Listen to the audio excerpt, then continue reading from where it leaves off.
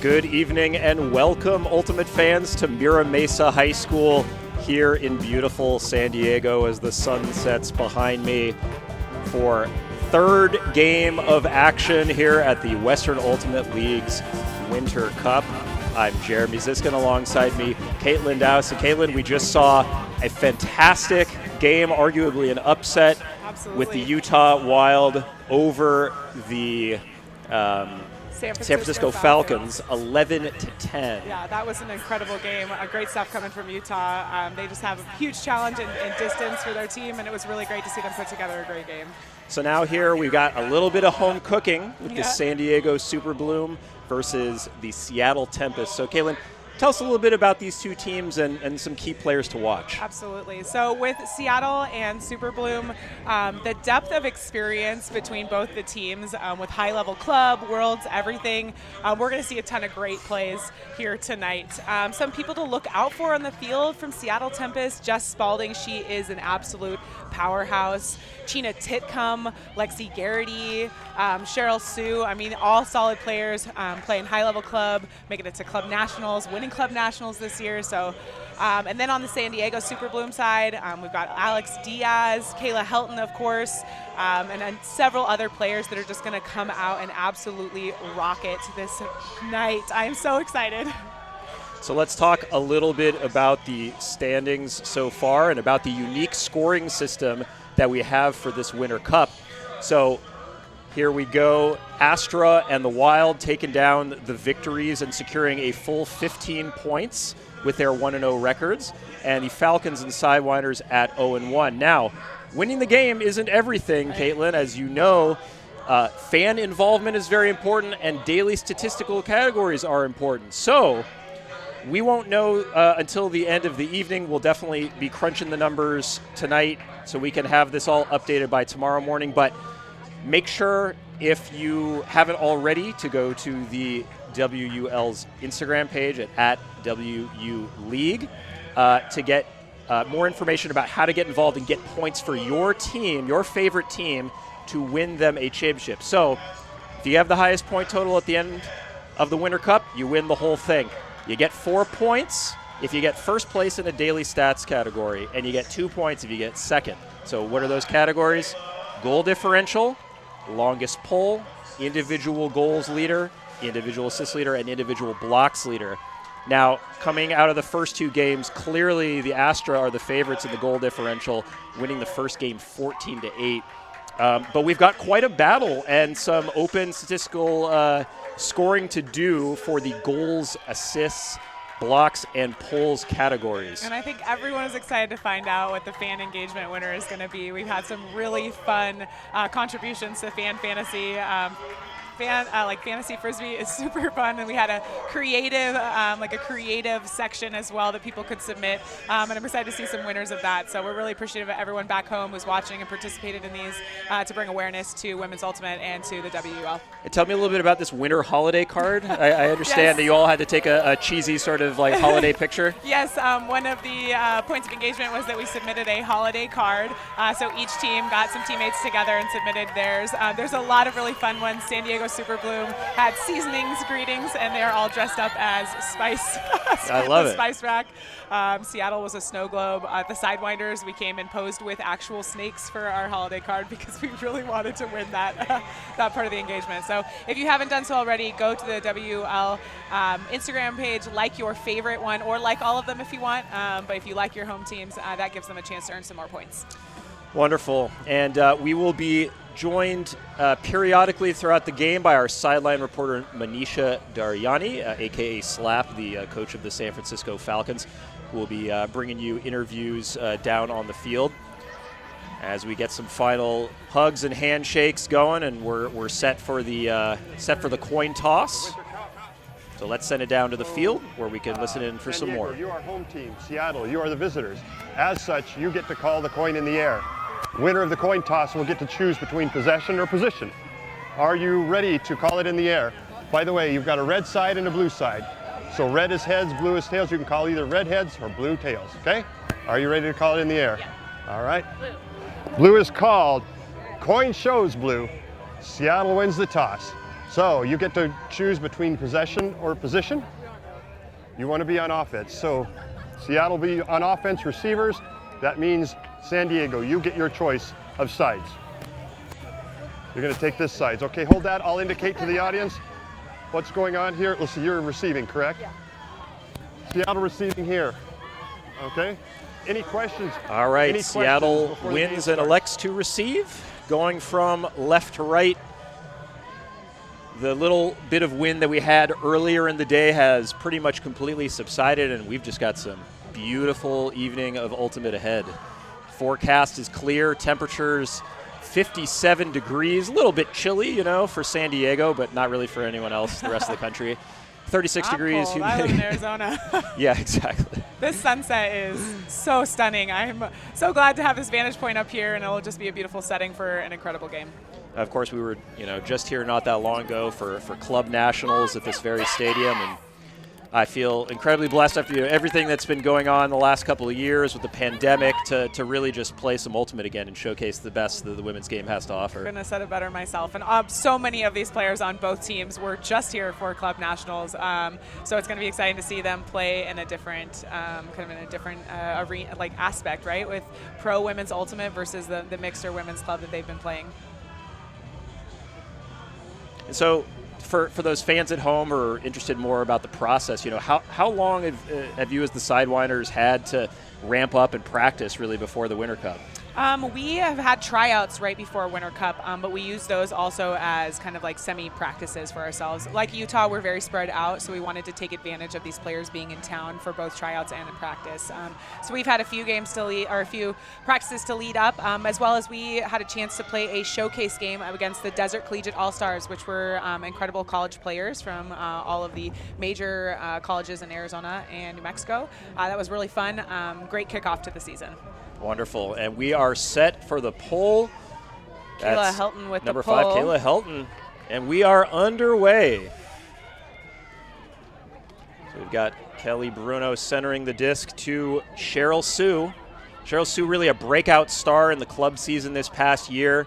Is going to be helping run their offense. Yeah, she played for BFG, who just absolutely dominated this year at Club National. So it's fun to watch her play in a women's aspect as well. So we see some fronting defense from the Super Bloom to start off in the middle of the field, and right off of the hands to start with. So the Super Bloom are going to get a chance to break on the very first point of the game. Rebecca Ellis picking up the disc.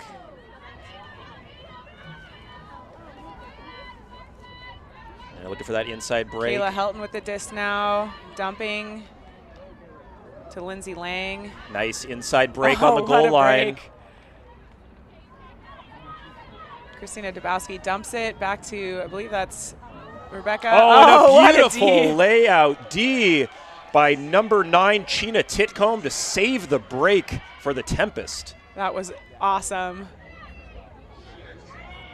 Chyna, somebody that we knew going in was going to be a big player for them. Very tall, very athletic player. Send it up to Jennifer Norris, who resets it. Back to Chyna. You can see that Chyna just brings a really calm presence to the field when she's there. Nice save. Never looks like she's in a hurry. Love that.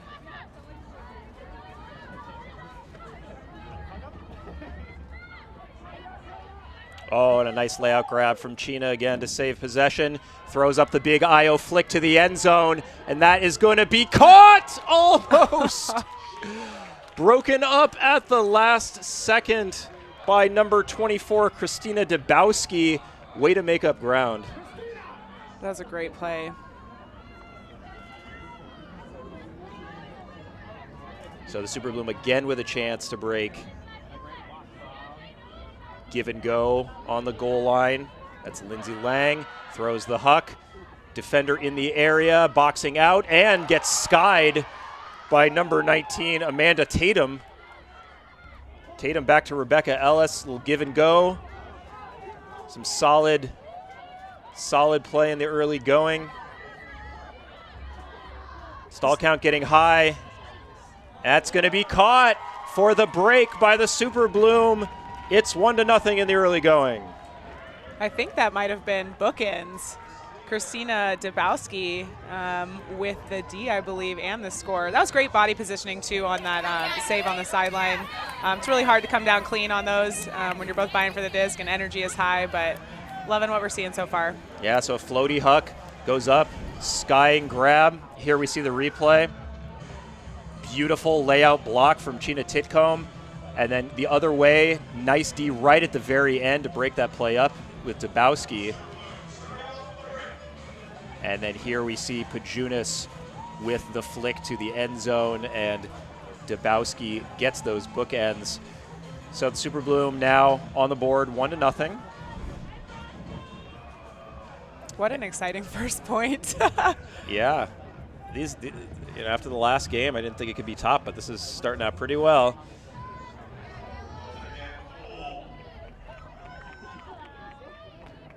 All right, and the Tempest back on offense, this time with Kat Songer working the disc with Steph Lim. Tempest marching their way down the field. Backhand huck goes up. Defender in the area, and that's going to be reeled in for the score by the Tempest.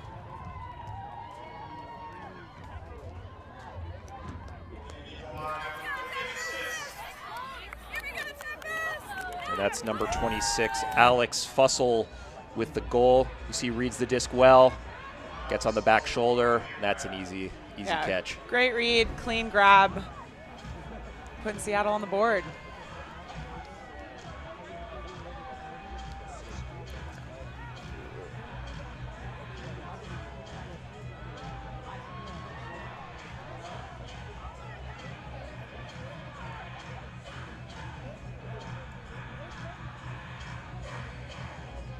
All right, so a few jitters in the early going. Some nice defensive plays back and forth, and it is 1-1. San Diego is up a break. And again, Seattle received start the first quarter. They'll also receive starting the third quarter.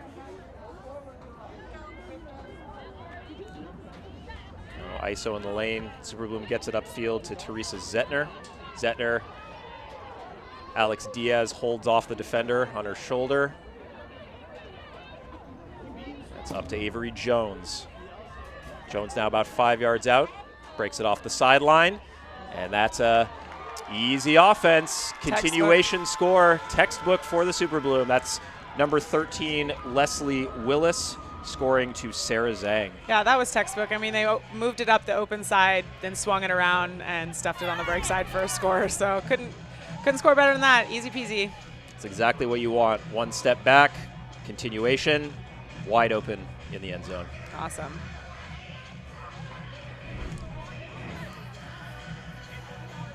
So now that you have one game under your belt, what are you looking forward to tomorrow? Oh, man, I'm really excited to play tomorrow. We may have taken the L today against the Astra, but for Phoenix players, it's really some of our first high-level ultimate. So we have some good club teams. Lawless is a breakout team this year, but not everyone plays high-level ultimate. So get the shakes out, the nerves, and then hit the stage tomorrow and work on our fundamentals and just bring it home. Are these players that you've played a lot against before? Yeah, not Seattle as much, but of course San Diego, LA, the California teams being in Arizona, we play against them a lot. So it's lovely seeing them all together here playing women's. I play mixed primarily, so it's nice to see them in a different a different set.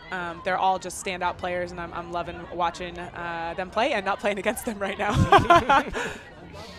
Seattle, of course, longtime powerhouse in the women's division. As we see a foul call, probably going to go back.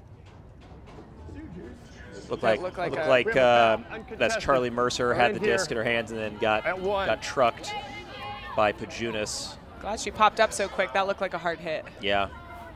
4-second pre-stall. So the Super Bloom continuing to sag in the lanes. We saw this a lot in the first two games where that dump defender is really trying to clog the upfield. Well, and it works because the field is so much bigger than most players are used to, and we're often setting the stack very deep before they realize to adjust. So that sagging defense, that poachy defense works really well.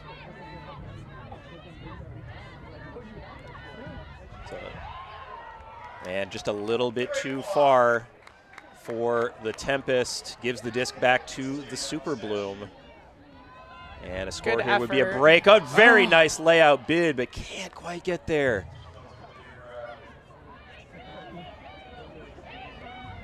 And Tempest back on offense with Charlie Mercer and Cheryl Sue. Sue and Mercer working the disc back and forth. Looks off the receiver underneath. Wants to get the far side dump. Gets it off. It's Kelly Bruno. Bruno back to Mercer. Content to lose yards. Change the angle of attack. Cheryl Sue now to the end zone. Has a wide open receiver. And that's Jennifer Ricarte. Golazo Tempest. Seattle did a good job spreading the field there on those last couple throws. They do seem to be setting their stack pretty deep, which I think left the handler stranded for a bit. It is much faster play. The stall count is only to 7. Most players are used to playing to 10, so the disc does move really fast. That stall count creeps up really quick. Usually what you can do at stall 7, you got to do at stall 3 or 4. Taking a look with the replay here. Good weight on the disc. Goes up, secures the catch Great with grab. 2 hands. Fundamentally sound. And the sky is on fire in the back of that replay. Love to see it. Yeah, this is a special time.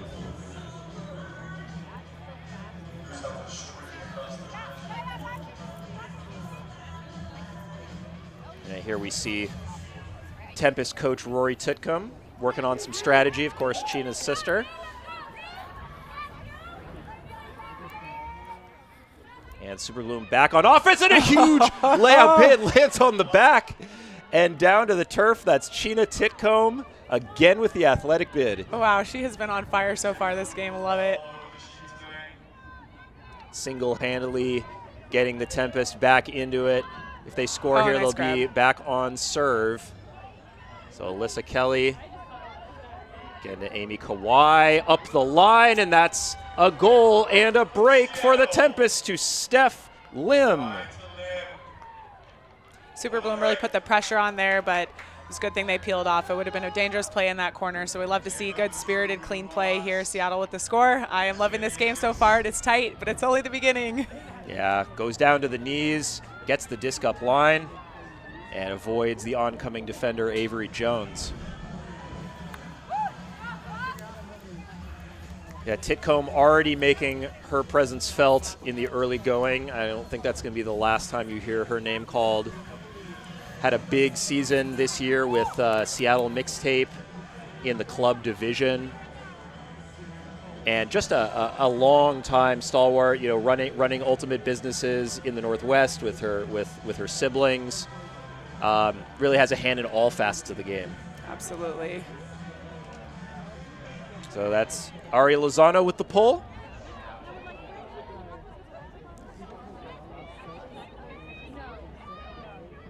And we've got a cutter isolated in the lane. Gets that initial cut. Cutter busting deep, and it is thrown. And just a little bit too far for Alex Diaz. Had some separation, but had to go over the shoulder of the defender. Couldn't quite reel it in. That's all right. Having them in the backfield, maybe they can get that quick D and capitalize. Having some trouble with the dump, gets it off. Big Huck goes the other direction. It's floating. One-on-one, who's going to get it? And it's going to be knocked to the ground. I could run for Jess Spalding's Hucks all day. And Kristen Pajunas, she's also gotten a couple of blocks thus far and an assist. Lays out for the grab there. Throws the IO flick to the end zone. Is it going to work? Almost. Almost.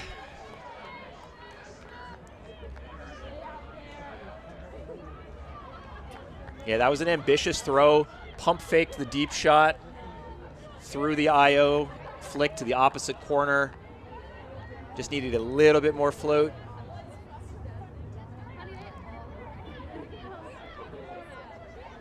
So with 2:20 left in the first quarter, Seattle is trying to break to take a 2-goal lead. Again, goal differential does matter for points. If you win the game, you get 14 or you get 15 points. If you get the biggest goal differential per day, it's an extra 4. And the Astra beat the Sidewinders by 6. Oh, don't remind me. Yeah, sorry about that. And a run-through block by Alex Diaz. And that's bookends there for we go. Alex Diaz from number 20, Kelly Iwamoto. Alex Diaz just tearing it up out there. It doesn't surprise me. She's played for the Wildfire and the LA Lotus in the past, so she's got a lot of experience under her belt. Yeah, you got to like that fire to get the disc back. Oh, I love that D. Authoritative, smacking it down and just bursting to the end zone. Absolute perfect cut right after that. Oh, yeah. Can't see enough of it. I could go 4 times, send it again. Yeah, let's get a slow-mo of that one. Love it. Right on, Alex. Score's tied at 3s now. And the quarter's almost done. One thing that has surprised me a lot is how quickly the quarters go. Maybe Club Ultimate just feels like the games go forever, but pro games, that it just flies by. Absolutely.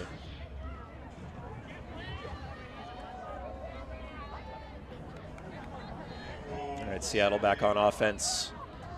Titcomb is the center handler. Another zone for the Super Bloom. Looks like we have like a 2-3-2. Big Huck goes up. And Jennifer Ricarte skies for the grab in the end zone. And that's her second goal of the game. She's playing really big back there. It's good effort by the Super Bloom, but Ricarte got a great grab. Coming down, putting Seattle back in the lead. Putting her defender on a poster. Let's see the replay here. Oh, Winds up hook. for the backhand hook, does Charlie Mercer, and gets up for that goal. Defender loses it, a little bit in the lights, can't get up. Ricarte just reads it perfectly. You know what I'm loving so far about these games is that every time the other team scores, the Super Bloom Seattle, they are cheering on the other team for a great grab. I mean, I love the spirit. It's my favorite part about Ultimate. Love to see us all lifting each other up, especially women's Ultimate, especially this level. Just because it's elite doesn't mean it doesn't have to be spirited, so I love to see that spirit out there. Mm-hmm. Absolutely. One interesting part about the scoring, of course, is the whichever team has the highest average time aloft on pulls. Oh, yes, the hang time for the pulls. Oh, man, I would hate to be the stat keeper on that one. That's got to be a tough job. I think the stat was that how many have it for like the hang time is more than 7 seconds, and I'm pretty sure the average for the AUDL is like 4 seconds. And number 81 there it skies is. for the grab on the other side. A deja vu. I think I just saw that happen a second ago with Seattle. Super Bloom answering the same way. And we are tied up at 4s. Got 47 seconds left in the quarter. And apologies, I don't have the name associated with the number 81. We're going to try to get that as soon as we can so we can give proper credit to the scorer of that goal. See the replay here, Lindsay Lang, or I should say Sarah Zhang, with the shot to the end zone for an assist to go with her 1 goal so far. Huge. And, you know, very, very similar play actually to the previous one we just saw on the other side. I love that answer.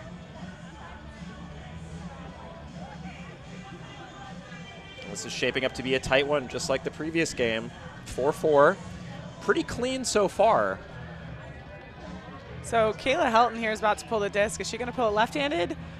Oh, right-handed. She said she broke her wrist in February and learned to throw left-handed because she's just a phenomenal player. So she's out here throwing with both hands. I want to see only backhands, lefty or righty backhands. I think Morgan Hibbert from Furious George, I remember, he's like the only player I think I've ever seen that never threw a forehand.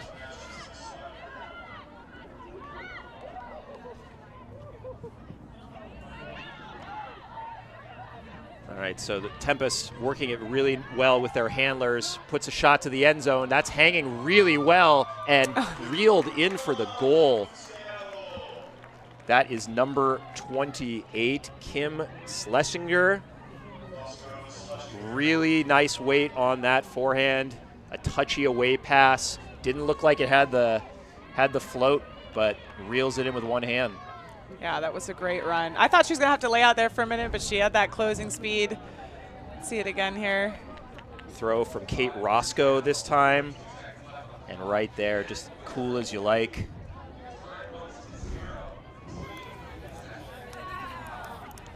So we got a lot of different players scoring tonight. If you're playing in fantasy, chances are you're getting some points from a lot of players. Seattle spreading the wealth with 5 different assists and 4 different goal scorers. And on the San Diego side, we've got 4 different goal scorers and 4 different assist throwers. Lady is not helping that fan fantasy here. Just got to run it through one person. we want clusters. So 16 seconds left. Again, if the buzzer does turn 0, but the Super Bloom retain possession, they can keep the disc as long as they like, as long as it doesn't hit the ground. So they do not have to rush, and that's a run-through foul from Titcomb on Kelly Iwamoto. So the clock has stopped. Doesn't matter. They don't have to get it to the end zone by 0, and that is going to be a turnover, and that will end the first quarter. Great teamwork, D, there.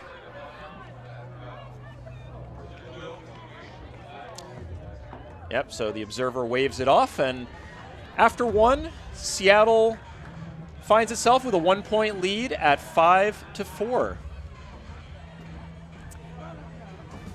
All right, we're going to take you to a quick commercial break, and we will see you for the start of the second quarter. Alti Photos is the official photographer of Winter Cup. Visit them at altiphotos.com. The Western Ultimate League is sponsored by Breakmark Apparel. They make our players and our fans look great on or off the ultimate field. Shop the full line of Western Ultimate League team gear at breakmark.com. Suja Juice is an organic, non-GMO cold-pressed juice company based in San Diego, California, and they're sponsoring the Western Ultimate League. Shout out to Suja Juice, and you can learn more about them at sujajuice.com. The Western Ultimate League and all of our member teams are stepping forward to help women and non-binary players claim their space in pro sports. Every purchase of Claim Your Space gear helps spread the word and helps us achieve that mission. Shop the limited edition collection at westernultimateleague.com/shop. Thanks to Winter Cup sponsors and the hosts of our Winter Cup Saturday Night Social, New Motion Beverages and Embolden Beer Co. Learn about their craft artisan beverages at drinknewmotion.com.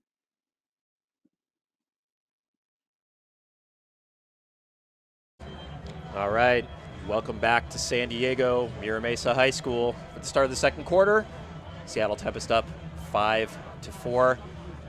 Caitlin, tell me what you liked in that first half from both teams. I have been loving the deep shots. I'm a huge fan of taking the opportunity, spreading the field. Both teams have been just really athletic and very clean plays. Been a lot of contested moments, but very clean and good spirit again.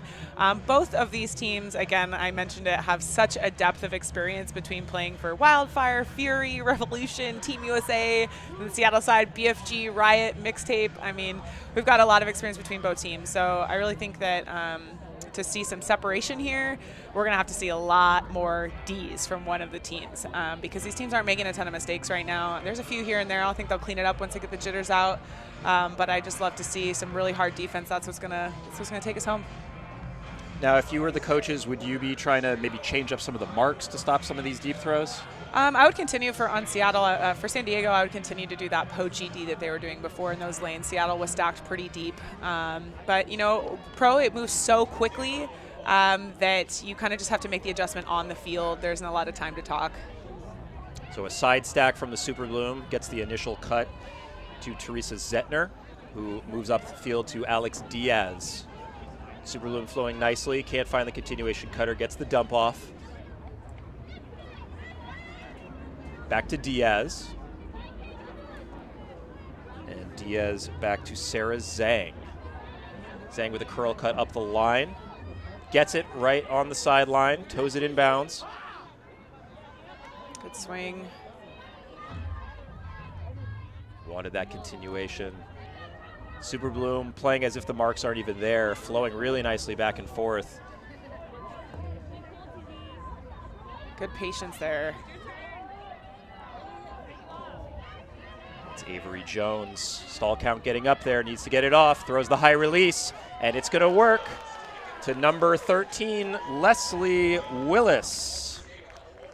It's tough in this game. It's like you want patience, but then you only got a 7 stall count. So if you're not hitting that first one, you really have 2 seconds to find your next throw, and definitely was getting up high stall count there. You see she looks off that throw there, but then the stall count is creeping up, and she has to kind of make this bailout throw. But Leslie Willis bringing it home for Super Boom there. Yeah, just really put it into the area through a high release, and it worked out.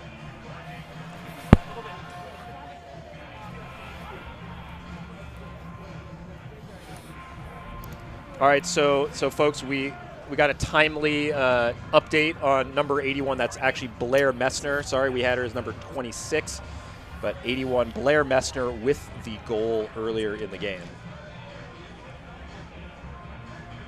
5-5, a second quarter.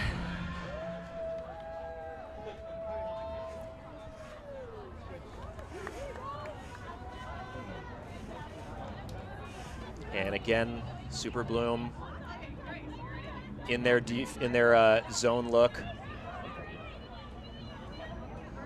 with that wall of defenders in the middle of the field, but they get it through the wall.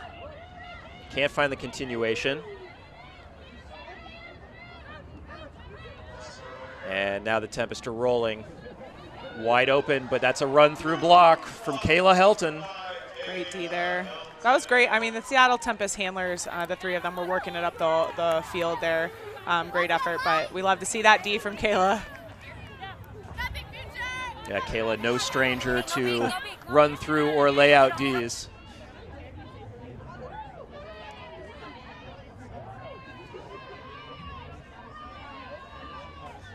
Big yards there.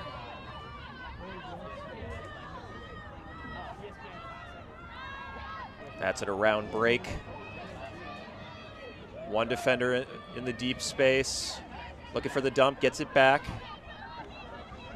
Nearly a poach block. San Diego's got to be patient. May want to consider calling a timeout. But it looks like they're going to try to score here with the team that's on the field. Good yardage upfield, unfortunately dropped by Kristen Pajunas. That's a bummer there. I think San Diego's playing really patiently, which it's the name of the game, right? Move it quick but patient. It sounds contradictory, but that's a pro, I guess. It's a bummer on that drop there, but let's see if they can get it back on D. Oh, beautiful double move. Oh. And it looks like a strip's going to be called. Really nice cut from Alexa Ramersa. Throw was a little bit too short, and we shall see.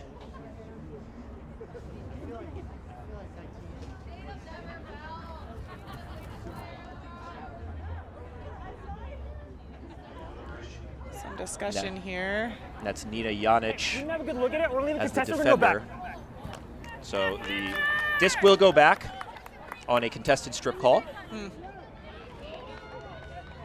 Not sure I agree with that, but let's keep playing. Let's see if Jess will put it back up again.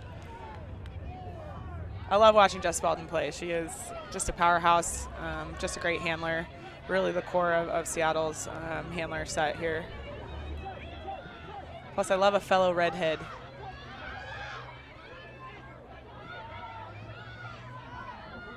Another nice throw from Jess. Alexa Ramersa. To Ari Lozano. Back to Jess Spalding. Got acres of space in the middle, but nobody cutting there. Content to just swing back and forth. Handlers moving well. I think maybe it is Seattle's strategy. Oh, nice save. Kate Roscoe with the loud bid and the incisive forehand to the end zone. Yeah. Oh, baby. Windmill spike from Alexa Ramersa. There's a creative spike. I know people put that into their fan fantasy, submit your own bids, so or submit your own stats. So I like that. That's just some really confident handling from the Tempest. Yep. You'd love to see that. And I think that that's their goal. I've been saying that their stack has been setting really deep, but I think that's the point. I think that they are just running it through their handlers, punching it through their handlers because they are so solid.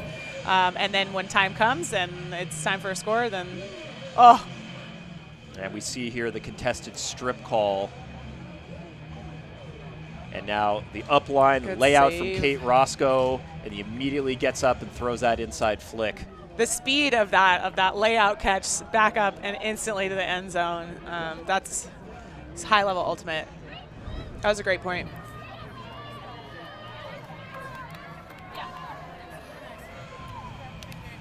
Super Bloom back on offense with Kelly Iwamoto. Iwamoto finds Teresa Zettner. Zettner back to Diaz. Diaz with the inside flick.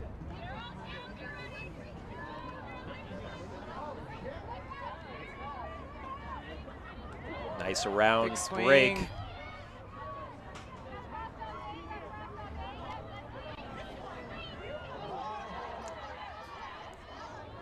Diaz getting open all day underneath. Yeah, she's a really versatile player. That was a great break. And open again is Diaz for the dump, swinging it. Avery Jones, step around backhand. Can't find the break cone. Really wants it. Wants that inside flick, can't find it. Sheena Titcomb doing a good job of cutting off that angle. And a nice layout bid from Avery Jones on the doorstep. Oh, and Jones had Zettner wide open. But that's a smart veteran foul from number 3, Kelly Bruno. Yeah, San Diego's they're knocking on the doorstep, but they're being very patient. So I mean, they're going to score if they continue to be patient, but rushing it is not the best call. Seattle's got great D here, so we'll see what the outcome of this call is, and hopefully San Diego has a chance to score. The foul is overruled. It's going to stay here. Yeah, the San Diego dumps. Really? Players, San Diego dumps doing a really good job of chiseling upfield, which brings the mark over, allowing that step around break backhand. Yes. And we have an immediate turnover that will give it back to the Tempest.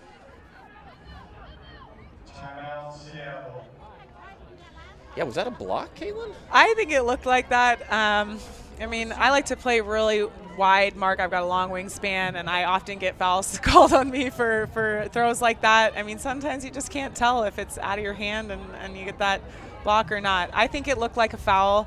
I think it was an uncharacteristic drop by number 11, Avery Jones. But it is here. We'll see it one more time, and we can make a determination here. Oh, I don't know. I think she dropped it. Yeah, it looked like Jones thought about throwing it and then tried to bring it back, and it kind of just fell out of the hands. I stand corrected. I'd like to change my answer. I think that was a drop there. Yeah, really tough turnover right there on the goal line. So quick timeout call from the Tempest. San Diego really needs to clamp down on defense here so they can get a chance at that end zone. They're just so close. Not let those Seattle handlers just work it up the field like they have been. Yeah, Steph Lim with the disc.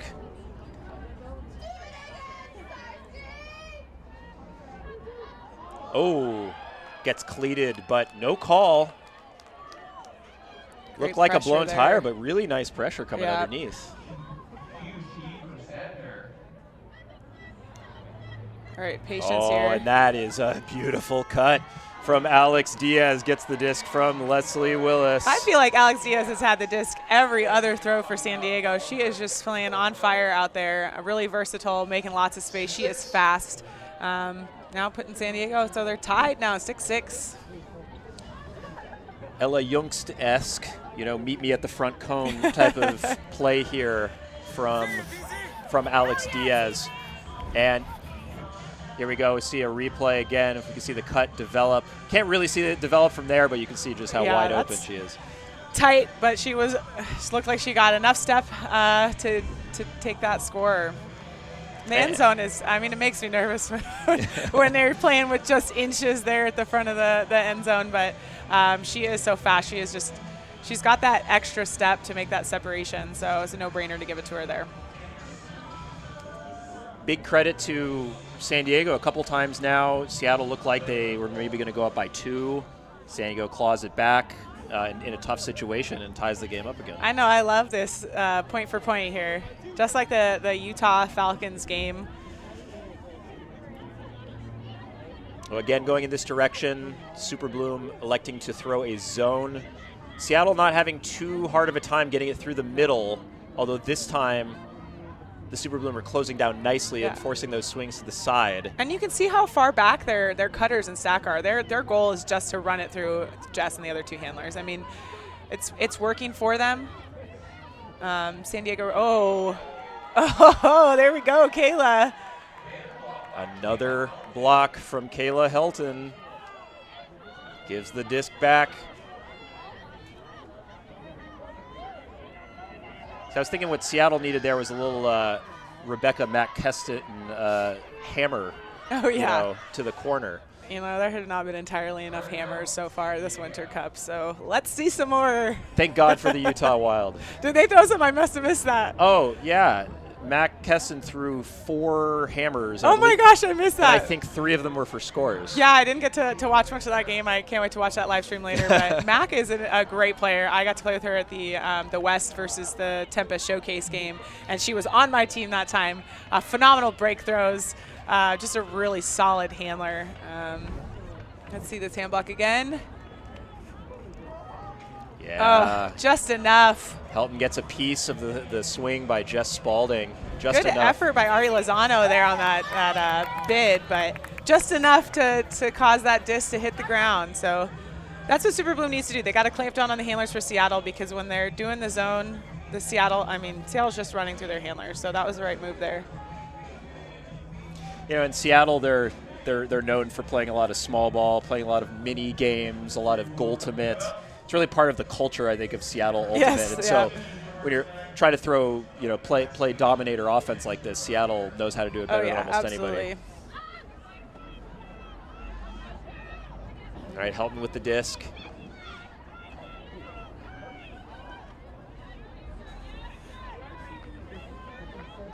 And Diaz again on the far sideline. Finds Helton. Helton looking for Diaz. Good defense. Iwamoto now. Back to Lindsay Lang. Diaz just tearing up those yards in the middle for Super Bloom.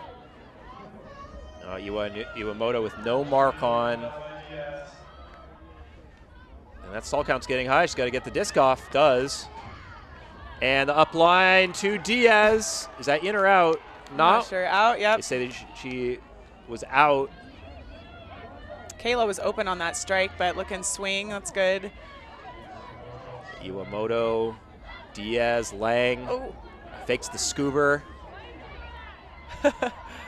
Gets heckled by the crowd, but turns out to be a good holster, because they end up scoring from Kayla Helton to Avery Jones. That is what I was laughing at, getting heckled by the crowd. I could hear it up here. Hey, but you know what? Patience. They swung until it was a 100% throw. So here it is again. Nice throw and goes from Iwamoto, opening up a lot of space, keeping the defenders on their heels. You know, I like that Lang chose not to force it through that lane, because there was definitely deep potential from Seattle there. Patient, swung it around to Kayla instead, and then found that open spot.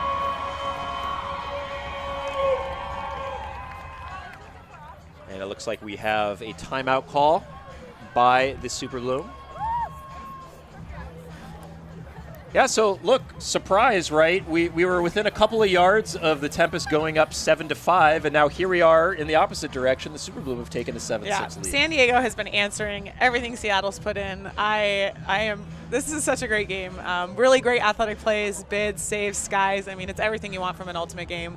Ultimate's not so fun when it's a blowout, right? So one way or the other. So I love having a close game. San Diego is playing phenomenally. So is Seattle. Really some rock stars standing out in tonight's game. Yeah, I'll keep harping on it. Please go on Instagram, go on Twitter, follow your favorite teams, get them points. If they win the game, that's not the end of it. That's what the Sidewinders are hoping now after we lost that first game. It's not the end of it. We still got tomorrow and the Instagram contest. You've got more fan support than anybody else. If you're watching this live stream, go on the WL Instagram and like the Sidewinders holiday card specifically. That's right. Get that 8 points. Just about a minute left in this quarter. All right, and the Super Bloom are in a zone the other way now.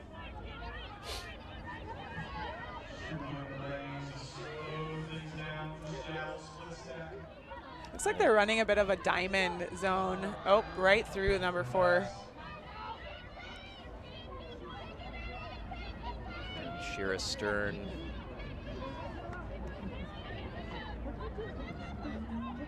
Working with Kat Songer and Steph Lim. Gets the disc up line good bid. through a bidding defender. It's Helton again. Oh, and an upline roasts her defender. That's Steph Lim with the goal. Seattle just chewed through that zone. I mean, it was good effort by Super Boom, but Seattle just absolutely step by step all the way up. Incredible first step, huh? It's every zone's worst nightmare, that kind of quick play. That big over the top really made a big difference. Great cut. Kat Songer with an absolute dream of a throw. And Steph Lim Lim roasts up line. Yeah, that was a phenomenal cut. She did a great juke on the inside and just got that perfect separation for a strike up line. And Steph Lim and Jennifer Ricarte, your early statistical leaders for the Tempest with 2 goals apiece. Steph Lim adding an assist to that total. Kate Roscoe with 2 assists for the Tempest. Down the other side, Kayla Helt now with multiple Ds and an assist. Alex Diaz with 2 goals and at least 1 D. Evenly balanced matchup, 7-7. Here we go. I hope someone put Alex Diaz on their fan fantasy for scores, 3+ scores for the weekend, because she's already got 2 this game, and I don't see her stopping. And they've isolated her in the lane, and they're going to put it to her with no hesitation in the area. Skies for the disc against 3 defenders, and then throws the wide open goal to Teresa I feel like Zentner. I just predicted that, or they knew they were going to give the announcer what she wanted. Alex Diaz just absolutely killing it out there. And a great throw to finish it out to number 14. Big put, Avery Jones coming down. Oh, just trailing edge behind her, but brings it down. Nice soft and floaty to Teresa Zentner for the score. All right, Alex, I should put Alex on my own fan fantasy. Assists, scores. Yeah, really doing it all out there for the Super Bloom. You can just see the confidence they have in her, right? Isolate her as the first cut on the pull play and just have no hesitation throwing that brick mark backhand. She's on fire out there, so it makes sense that they ISO'd her.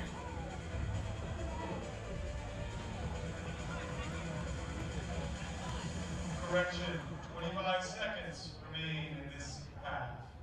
All right, so plenty of time for the Tempest to score here. Again, it hits 0. Does not mean the possession is over, as long as they keep control of the disc and it doesn't hit the turf or change possession. They can score. So it is 8-7. Big blading pull. It's going to roll forward. We've got Cheryl Sue and Sheena Titcomb, and that's blocked right off the bat. Oh, my goodness. Wow! Rebecca Ellis just in the right place at the right time there. Oh, my. Now it's the Super Bloom with a chance to score to take the 2-goal lead. A foul called, I think. Oh, timeout. All right, and the Super Bloom are able to get the timeout called before the end of the half, so they will still have a chance to go up 2. That D was the momentum, the moment they needed to now take it up by 2. I can't wait. Oh, there it is. Just so easy. She makes it look easy. Rebecca Ellis with that D. One more time. I think she was surprised, her eyes, that she was right there. That was great handler D. Can San Diego now make it up by 2? Create that separation.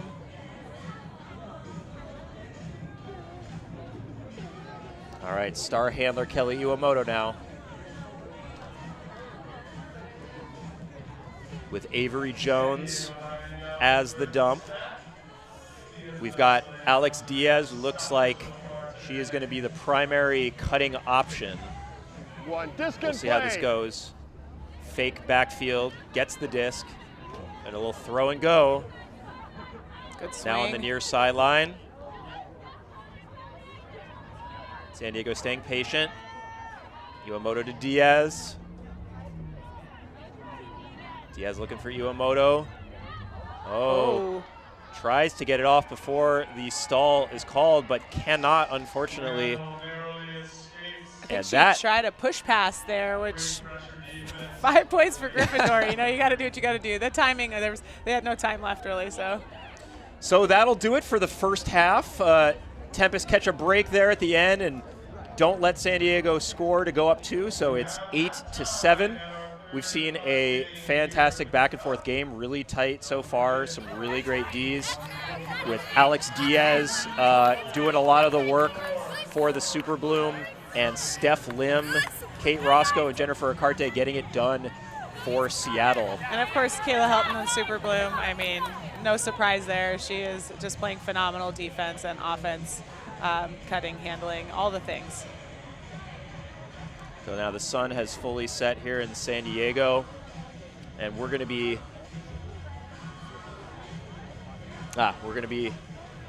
bringing it down to the sideline shortly for you with San Francisco coach Manisha Dariani. But we'll just take one final look at the teams here. San Diego certainly very happy with that first half performance.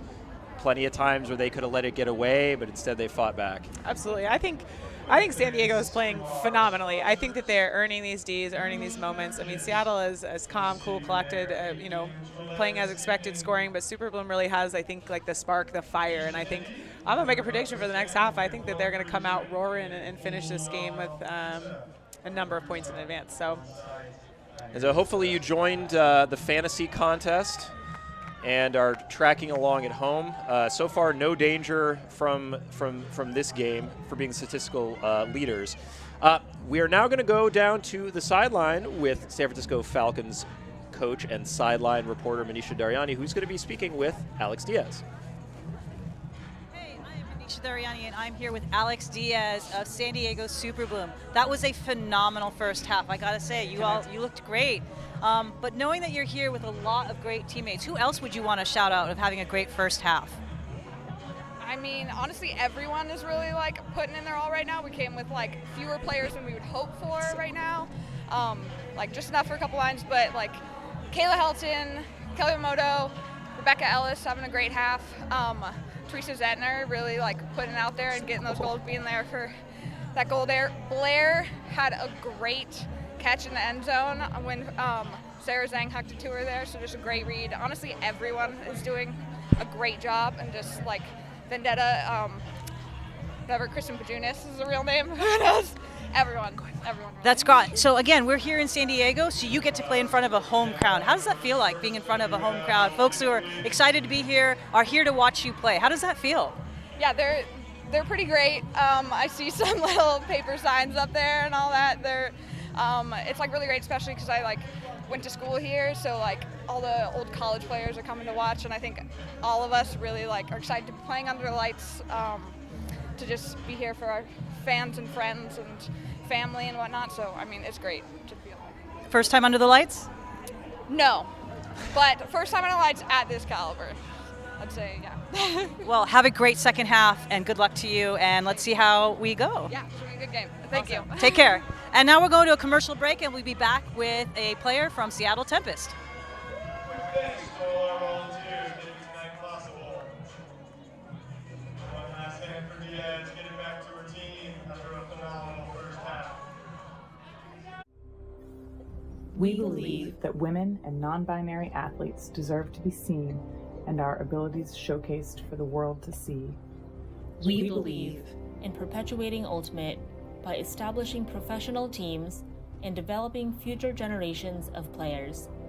We believe players of all identities and backgrounds deserve an equal opportunity to be recognized and lauded for our achievements in our sport. We believe in sustainably and responsibly creating equitable and accessible avenues for women and non-binary athletes to join and participate in our sport. We believe that being transparent, open, and responsive to criticism is critical, and that there should always be space to fix our mistakes, grow, and be better. We are the Western Ultimate League. Hey, this Anisha Dariani back on the sideline for Game 3 of the WL's Winter Cup. I'm here with Chyna Titcomb of the Seattle Tempest. And Chyna, let's just say you wear a lot of hats in this league. So let's talk a little bit about all the hats that you're wearing. Absolutely. Well, right now I'm a player, obviously, on the field. I'm also a captain of Seattle Tempest. I'm a co-owner of Seattle Tempest, and I also am the owner representative on the board of directors of the Western Ultimate League. Can you tell folks a little bit more about the board of directors? Absolutely. The board of directors is made out of representatives from the teams, or like the cities that the teams are in, as well as at-large board members. So it kind of gives us an opportunity to have people that are from the cities where our teams are, and also perspectives that are not in the cities, or maybe somewhere else in the country, some other city on the West Coast. Well, putting the board aside, that was a great first half. I mean, that block and just stop to be able to prevent San Diego from getting another break was incredibly crucial. As you know, this game is a little bit different. We end on possession. Can you tell the folks at home how that changes the game? Yeah, I mean, I think when you're practicing, you always talk about valuing the disc, and I think playing in this league with this format of rules, it really means valuing the disc is really important. And one of the reasons why we have the rule set, so obviously you're on the rules committee with me on the board, and so one of the things we talked about is having at the end of quarters, actually having it not be kind of like a Hail Mary 5, 4, 3, 2, 1, because we don't want to see injuries. So I know it's a little bit of a different shift when you're a viewer watching, but we're really trying to keep the player safety first and foremost at the top of our minds. Well, awesome. We're looking forward to a great second half. I'm going to let you get back to your team. Again, this is Chyna Titcomb coming from Seattle Tempest, Game 3. We're going to head to another commercial break. We're going to hit some highlights, and we'll be back for the second half. Stay tuned.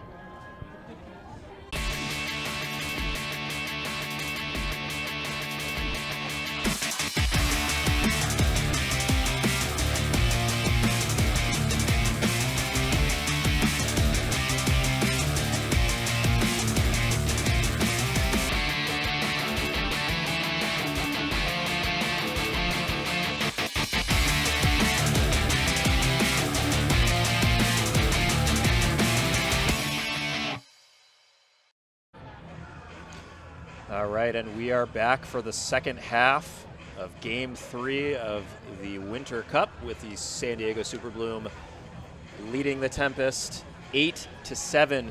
Let's talk about swag, Caitlin, specifically team jerseys. So these are sweet. Where can you get them? They are sweet. Breakmark does the jerseys. You can purchase them at breakmark.com or go to the Western Ultimate League main page or san diego superbloom.com/shop to get San Diego jerseys. If you're interested in any of the other team's jerseys, you can check out the entire lineup of all the swag. I mean, there's socks, bandanas, jerseys, tanks, long sleeves. Oh, you're sporting some Astra socks. I love those. I know I'm supposed to be impartial, but I am wearing Astra socks. I need to get myself some Sidewinders. But if you want to get a jersey, support your favorite players, support the Western Ultimate League in general. Your purchase really helps the league grow, funds us. Again, we're a burgeoning league, so we need all the support we can get. So get yourself a jersey, people. Get to the website. If you like Seattle Tempest jerseys, I wish I knew the name of their mascot. Is it the Cascade or this Yeti that they have? Sasquatch? Sasquatch. If you like their jerseys, same thing, seattletempest.com. They got a whole range of merch as well, Frisbees jerseys, blanket socks, you name it, you can get it yourself and look just like the Seattle Seahawks with that neon green and that blue. I do love the Seahawks, so big fan of the Seattle Tempest jerseys. Their gender-neutral Sasquatch, we just found out, is named Kid Casey. I just love that mascot. It just brings a lot of excitement. During the West Showcase game, they had that mascot run out in flames. All right, let's talk about the upcoming schedule. So 10 a.m. tomorrow, you're going to be seeing Seattle Tempest back here on the field against the Utah Wild. Hopefully they get an early bedtime tonight so they can wake up for that. And San Francisco Falcons against the Arizona Sidewinders. Kaylin, your team at 12:15, and San Diego Superbloom versus Los Angeles Astra in the showcase game at the end. A reminder of the scoring format: the team with the highest point total at the end of the Winter Cup wins. So you get 15 points if you win, for a maximum of 30 points on the weekend. But that's not all. If you get first place, if your team has a player with the daily stat leader, that's 4 points. That could be goal differential, longest pulls, individual goals, assists, and blocks. And you can get 2 points if you're the second.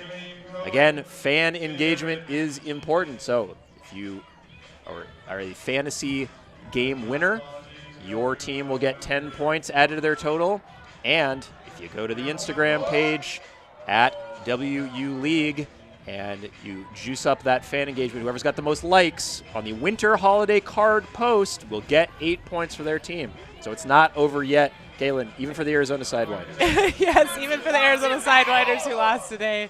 What you guys can do at home is go ahead and like our holiday card and none of the other cards, right? Give us a chance here. We're still vying to win this Winter Cup, and we're hoping to win some of those daily stat leader sections as well. But Seattle and Super Blue are putting up a crazy fight right now, just Ds and assists and scores all over the place. They're really doing a bang-up job for fan fantasy across the board. And it is really, really nice to get Saturday night games under the lights like this. The fans are really hyped right now. We got a party at the brewery coming up afterwards, which hopefully, if you're in the area, you'll come stop by. Information is on the Instagram page about where that is.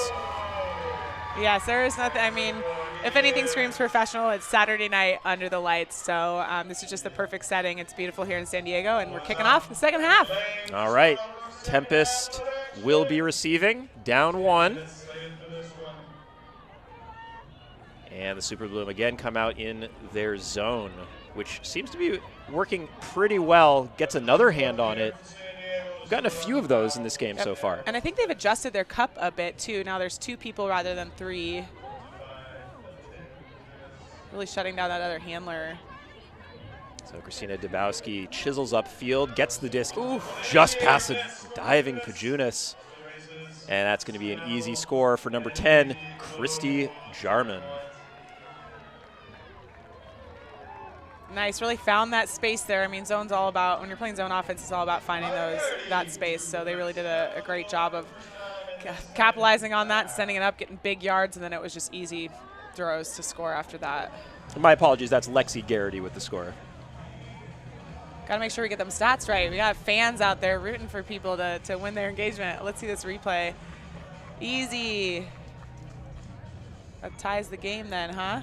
Yeah, that zone has been really good at getting some near blocks in the backfield, but Seattle has done a really good job. Once they get that one break throw through the middle, they're off to the races. Yeah, it just takes one, and they definitely capitalize on that. It makes it easy after that. That's the hardest part about zone. Once you work so hard to keep it in the backfield, as soon as there's something that breaks through, it can fall apart quickly. Now we've got a tie game.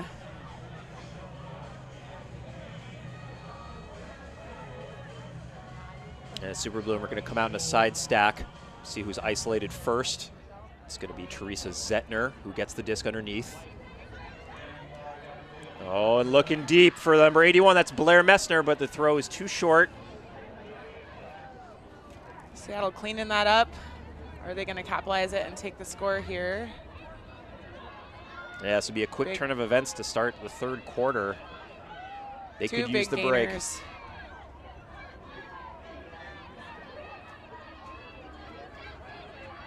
Ooh. The offender falls over, and that gets D'd. Blair Messner with the D. So Kelly Iwamoto will have the disc again on the cone. Try to preserve that hold. Alex Diaz with the disc. Back to Iwamoto.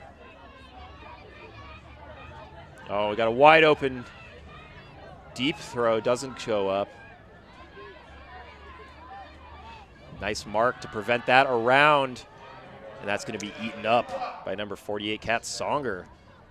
Their vert sack seemed a bit deep there for just having 2 handlers out. And it's a throw to the end zone. Is she going to get it? Yes! Nice grab. Number 31, Steph Lim with the goal. Does she have 3 scores now? 3 scores for Steph. Assist by Shira Stern. Ladies and gents, if you have Steph Lim on your fan fantasy as 3+ scores for the weekend, well, you're in a good spot right now.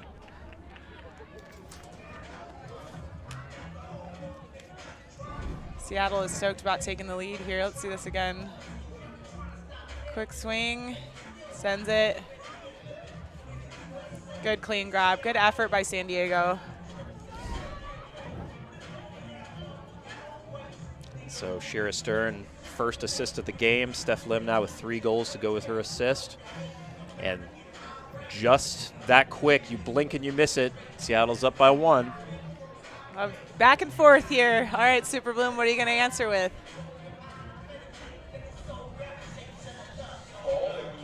Are we going to have a 7-second hang time on this pole?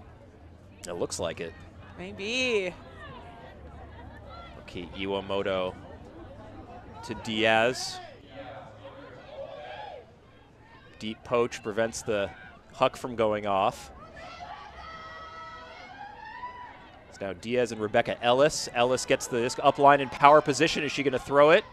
Gets the short throw to Avery Jones, but then eventually does get it to Teresa Zettner, now 5 yards out. Zettner with the high release over the shoulder dump. Stall is being called. She did have that disc a long time, but I'm not sure it was a full 7. Let's see what the result of this is. We've got Ari Lozano making the call. San Diego did a great job of moving up that open side and then looking for that swing. It was a tad too late, which is why that stall was contested there. But the move here now is to swing it off this line. And the hammer goes up to the end zone. And it's going to be knocked to the ground. What do I know? Hey, swing we asked for it. Or hammer. I did ask for more hammers. We did. I'm going to have to watch that Utah game, though, so I can see all those hammers Mac was putting up. Okay, Tempest with the chance for another break. Kate Roscoe, Kim Schlesinger, Shira Stern. Tempest moving it 1 by 1. Lots of space. Aria Lozano, a bit too far. Once again, we see every time we think the Tempest are going to pull ahead, San Diego claws their way back. I like it. Good gainer there. So Blair Messner, Kelly Iwamoto working it with Rebecca Ellis. Iwamoto up line, gets it back. Nice grab. Power position to Alex there Diaz. It is. Come on, Alex, close, girl, let's go. Oh, and that's so easy.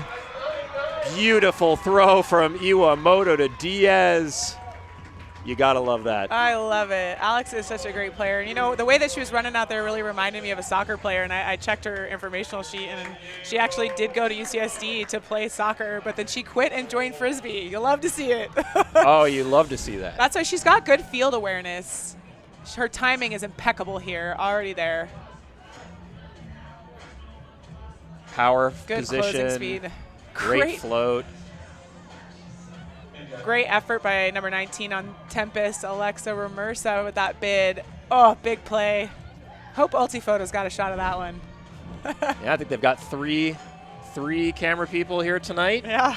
Taking photos. I'm sure they'll be up on the site shortly. Love it. Super Bloom. I didn't know what to expect coming into this game. I mean, both really solid, experienced players here, but I am just really impressed by Super Bloom's play.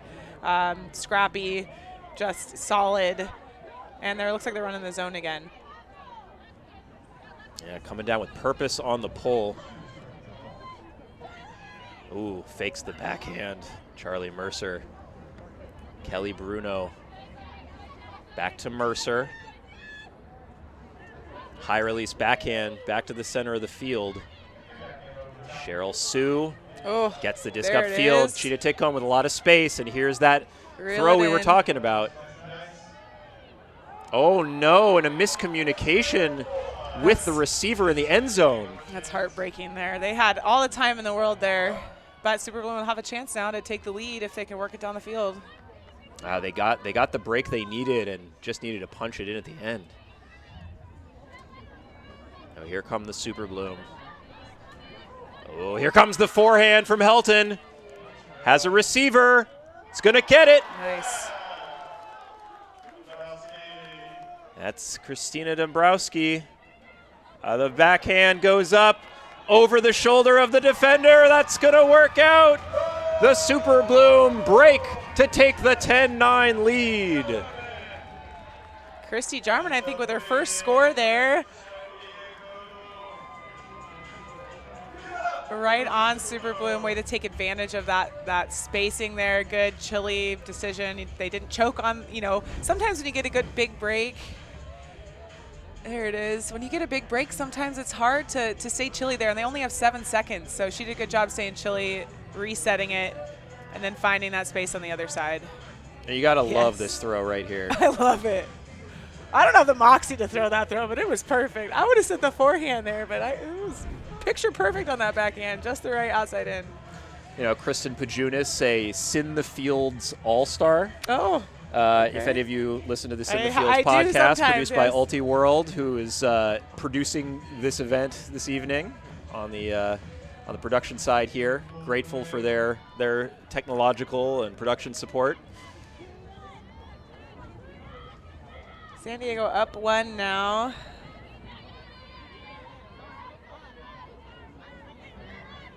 And this time, Tempest having no problem working it with their handlers, making quick work of this zone defense. 5 yards out, and that's a very, very easy score for the Tempest. Is that Lim again? That's Steph Lim, number That's 4. 4 points for her. Yeah, that was almost too easy for Tempest. I mean, the name of the game to break a zone is quick movement, right? Throw and go, and they did that exactly up the outside and put it in. No problem. Scores are 10s now. I love this game. This is so fun. Yeah, the Super Bloom put a kind of a trap cup on the sideline, but there wasn't really a wing defender there to stop any of those upfield throws. Yeah, I didn't really feel like they got quite in position. Sometimes when the disc moves so fast in a zone, zone's not effective if you can't get set. So it happens all the time. Super Bloom Seattle took advantage of that. Amy Kawhi with the assist. That's her second on the night. Steph Lim, hopefully you had her in fantasy. Fourth no, I'm kicking goal. myself. Fourth goal now ties Dina Elimela for the top goal scorers on the evening. So those two are tied. Remember, you get 4 points if you're on the team with the biggest stat lead, and that hug is not going to be completed, so the Tempest will get the disc back. They want to break to get back to 1 up.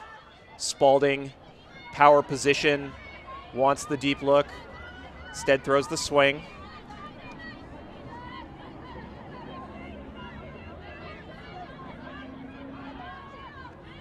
I'm surprised that they had the disc for a long time there.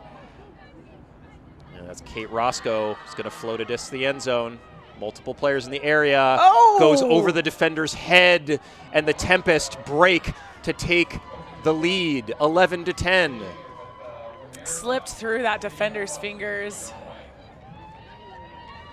So that's Kim Schlesinger with the assist, and Alexa Romersa with the goal.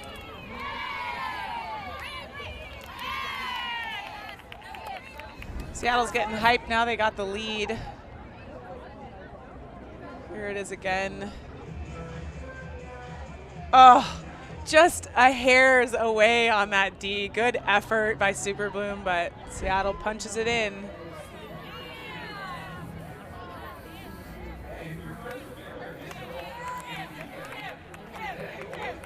Well, back and forth we go. Tempest up 1. Romersa we see here. 2 goals and an assist.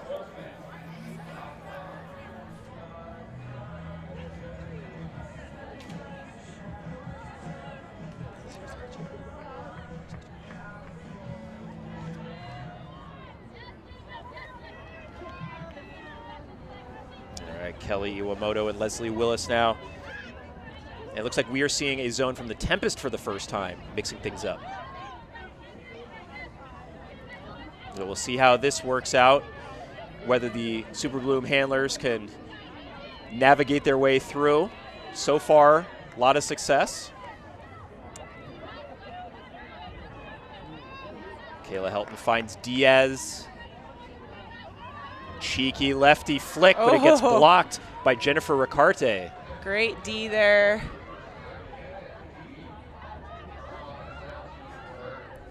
So now Chena Titcomb. That's the person you want leading this D-line O. Big backhand huck, floating. It's going to find the target. Oh, and it's dropped no. by Charlie Mercer. just a bummer on that one. Uncharacteristic, but it happens. So let's see what Super Bloom does with it. Oh, a gift for the Super Bloom. Can they capitalize? New life. Leslie Willis.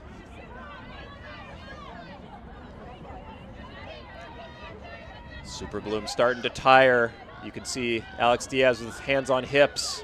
They need her to make something happen.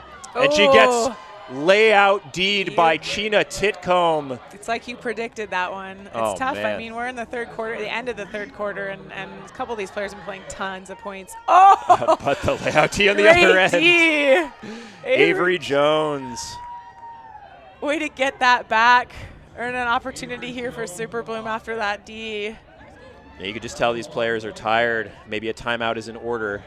I'm not sure how big Super Bloom's roster is, but they've seen a lot of the same players out here, so I imagine that they're starting to get gassed. All right, they elect not to call a timeout. Oh, and a wide open deep player, and they're going to put it to her. That's Avery Jones with acres of space. Beautiful. All right, we only 7 seconds. Team has got to catch up. Diaz now to Zettner. Zettner with the disc. Back to Iwamoto. Back to Willis.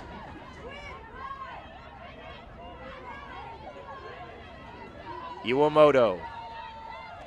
Give and go. Back and forth the handlers go. Can they do it? Wants the inside break, can't find it. Throwing and going. Gets the disc back. There it is. Sarah Zhang. One more. And Avery Jones with the step around backhand and the goal for the Super Bloom. Great patience. I mean, I've seen so much patience coming from Super Bloom when they're on that end zone line. I mean, that's the name of the game. Here it is, over the top. Good D. Gorgeous deep throw from Titcomb. Unfortunate drop. That's just cruel to show this again. I was just about to say, don't show it again. Show us some of the Ds. Oh, that was a great D. That's Chyna Titcomb, right? That was great. It was. These ladies are so athletic. I am loving it. Step around break backhand to Teresa Zettner for her second goal on the evening, and we are tied up again. Love it. Kelly Iwamoto's been making a lot of opportunities for Super Bloom on that handling big swings, and I think it was Sarah Zhang who sent up quite a number of hucks so far, looking good. But I really think Avery Jones stood out that point. Big D, big gainer down the lines, gave that opportunity for Super Bloom to score. Are we tied now, 11s? We are indeed. We've got some huddle here. Looks like maybe a timeout was called. Good call, catch their breath. You can just see the excitement. I mean, I just have been loving this game. So 17 seconds left in the quarter. We'll see what kind of possession game the Tempest choose to play. Last time, they did turn the disc over and gave an opportunity to the Super Bloom, so I can't imagine they're going to want to do that again. Time is ticking down. We got about 5 seconds left. Again, possession is the name of the game. Trying to prevent injuries by not having jump balls right at the end of the quarter. Oof. Making quick work of the defense. Almost in. Clamping down, playing person now after that zone. Oh, and just out of reach for Kat Songer is going to bring an end to the third quarter. Folks, we are tied 11-11. Seattle made quick work of that zone, that kind of junk zone that San Diego was running there. That's been what they've been doing this whole day, working through finding those opportunities. It was a bummer that got dropped down there. Could have had a chance to take the lead, but we are a tie game going into the fourth quarter, 11-11. All right, folks. Amazing third quarter of action. We're going to throw it to a quick break. Come back for the start of the fourth. Alti Photos is the official photographer of Winter Cup. Visit them at altiphotos.com. The Western Ultimate League is sponsored by Breakmark Apparel. They make our players and our fans look great on or off the ultimate field. Shop the full line of Western Ultimate League team gear at breakmark.com. Suja Juice is an organic, non-GMO cold-pressed juice company based in San Diego, California, and they're sponsoring the Western Ultimate League. Shout out to Suja Juice, and you can learn more about them at sujajuice.com. The Western Ultimate League and all of our member teams are stepping forward to help women and non-binary players claim their space in pro sports. Every purchase of Claim Your Space gear helps spread the word and helps us achieve that mission. Shop the limited edition collection at westernultimateleague.com/shop. Thanks to Winter Cup sponsors and the hosts of our Winter Cup Saturday Night Social, New Motion Beverages and Embolden Beer Co. Learn about their craft artisan beverages at drinknewmotion.com.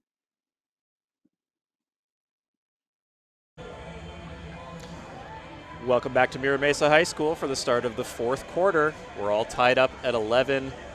Kaylin, so far, we've seen really great handler movement from Seattle, but just a little bit of sloppiness is preventing them from pulling away. Yeah, absolutely. And I think Super Boom has done a great job capitalizing on Seattle's mistakes. Seattle has been playing as a unit for a long time, previously Cascades. So they've got a lot of depth of experience here, and Super Boom is just answering everything. It's a really exciting game. Love that it's tied. I can't wait to see who comes out on top. As my good friend Dickie V would say, the team that scores the most points is going to come out on top this game. That's some good commentary right there. Mm-hmm. So I hope to see, everyone's been running some sort of zone or junk. It's been working well for both teams, but, Seattle's been slicing through Super Bloom's junk, as the night has gone on. So Super Bloom might have to adjust a little bit here and try something different. They got to get that separation. Need 2 points of separation to really win this game. Plus fan fantasy. We need some point differential here. Exactly. All right, so what do Rory Titcomb and Pam Krause, coaches of the Tempest, have up their sleeve in the fourth quarter?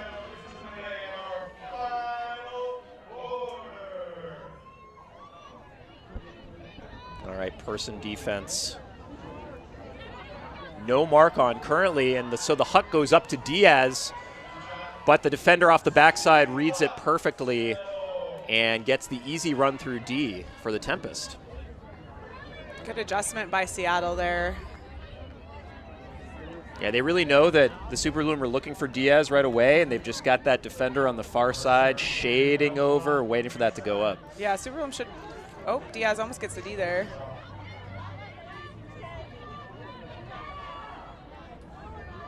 Big huck from number 33. Oh! And it's dropped by Jennifer Ricarte. Good second attempt there. Kate Roscoe with the throw. Iwamoto. Leslie Willis. Back to Iwamoto. Iwamoto with the break backhand to Avery Jones. Back to Iwamoto, getting the disc every other, throwing and going. You can see that quick first step from Iwamoto, opening up that break space. And another backhand. Good patience here. Oh, stall count's got to be high there. And oh, there it is. The disc gets off to number 81, Blair Messner for the goal. Good patience there, Super Bloom. Now it looks like there's some confusion about whether this was a stall.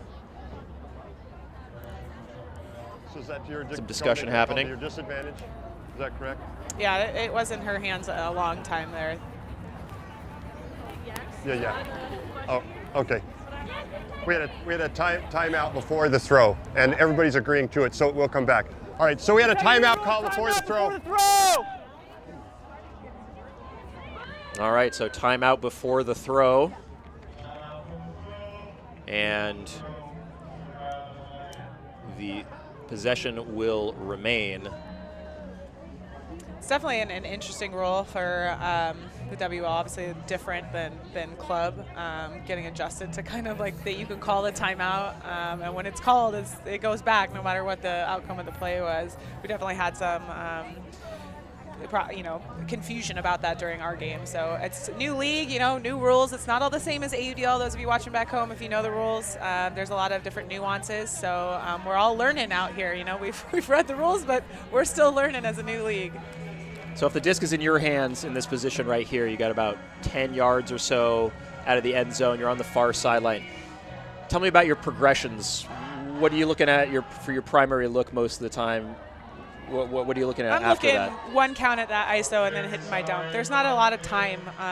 There's just not a lot of time. I mean, you just don't have a lot of opportunity to wait for that ISO to get open. So that ISO has one opportunity to get open. Otherwise, I'm hitting that dump. But I secretly want to see a hammer here. Or not so secretly, right? Now it's on the live stream. So you're right. There it is, yep. Takes one look, dumps it right back. Yep. Smart play from Iwamoto.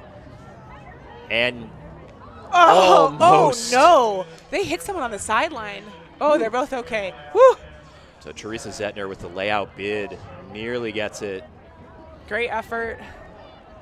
But again, on the end zone line, that's a heartbreaker. Teams are tired here, so. They throw it right back. Miscommunication on a double cut from Ricarte. There it is. And that's going to be a goal for Zettner after the missed layout. Gets the disc right back and punches it in. Third time's a charm. I think she also scored the score that happened before they had, or when the timeout was called. Not even a timeout will stop her. Teresa Zettner. Avery Jones has been tearing up those undercuts too. Just lots of yards there, and there she's the one who sends it down to Zettner too. Yeah, a lot of really good chemistry that I'm seeing on this Super Bloom line between Jones, Willis, and Zettner and Iwamoto. Throwing and going, pushing the disc upfield, getting the marked over commit, breaking it back to the other side. Yep, and all it takes is one or two open undercuts to move it up the field, and generally it's been Diaz and Avery Jones making space there. So let's see how Seattle answers. I got to say, it's kind of unthinkable. Could we have, both Seattle and San Francisco lose? I don't know. On day one when they were considered to be the prohibitive favorites? Yeah, I mean, we got to keep the fans giving them what they want, some upsets, some exciting plays. I mean, this whole game has been full of exciting plays defensively. Parity is what we want. These teams are all super talented. The future of Pro Women's Ultimate is bright. I am just beyond stoked with what I've been seeing here today. And to be able to participate in it in both a player aspect and announcing has just been a dream come true. And if you're a fan watching on YouTube or Twitch right now, head on over to the team's website, get one of these sweet jerseys. Supplies are limited, supply chains are broken, and that's a great backhand from Titcomb. Nice. It's going to find Amy Kawai with acres of space. I love that phrase that you use, acres of space. It does feel like acres out there. If you have not played on this side of a field, it is definitely it feels really big, and it's exhausting. I mean, it's a lot of ground to cover. It's probably some subconscious thing with the pandemic, being cooped up, wanting to have land, acres and lots of space, it where I can just frolic out with the dogs and just feel the grass under my toes. Don't go down there. That's turf, so you won't quite get that feeling of real grass down there. Where you're saying those little rubber pellets they don't approximate. They find their way into everything. Yeah, which is worse, the rubber pellets or sand? Sand, it stays forever. But I do love playing some Beach Ultimate. That's right. We've got some big tournaments coming up next month. Several of these players out here, I think, have made the Team USA beach championship team for mixed or women's. So. And it's going to be Beach Worlds is going to be coming up in 2022 in Huntington Beach, not far from here. Oh, very nice. Ooh, I thought she was going to send it. As an announcer, can I cheer for the boost? Oh. That was an incredible peel off from Steph Lim to get that D. There is going to be a foul called.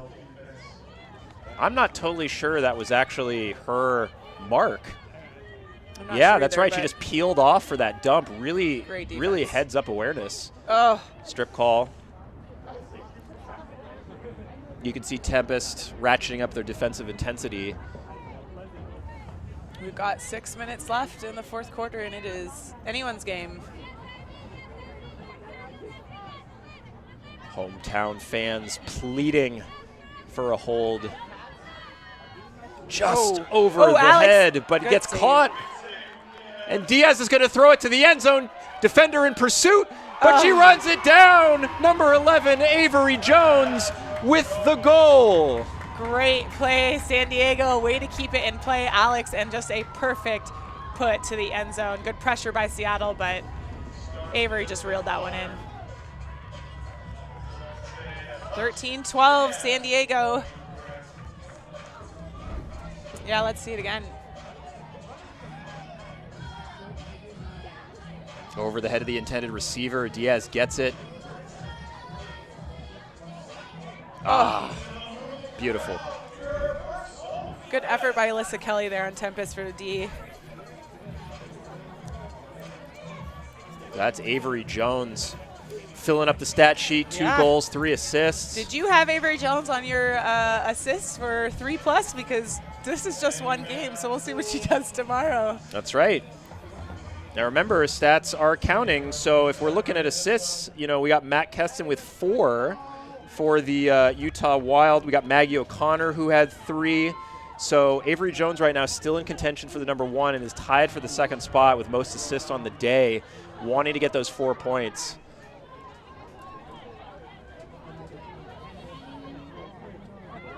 Big swings here.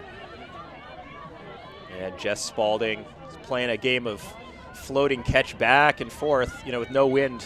Those aren't too hard. Why not, right? Ari Lozano on the cone. Another float to the end zone. 2 defenders there, and it's knocked to the ground. Super Bloom with a chance to break. And we have a call on the field. It is a stall that is upheld by the observer, so the Super Bloom will retain possession, but on the far cone. Great D there by number 19, Amanda Tatum.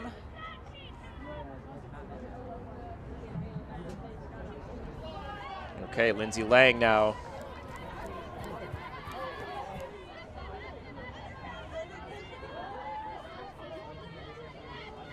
Oh, and that's a D. Catch block by number 10, Lexi Garrity. Good run through.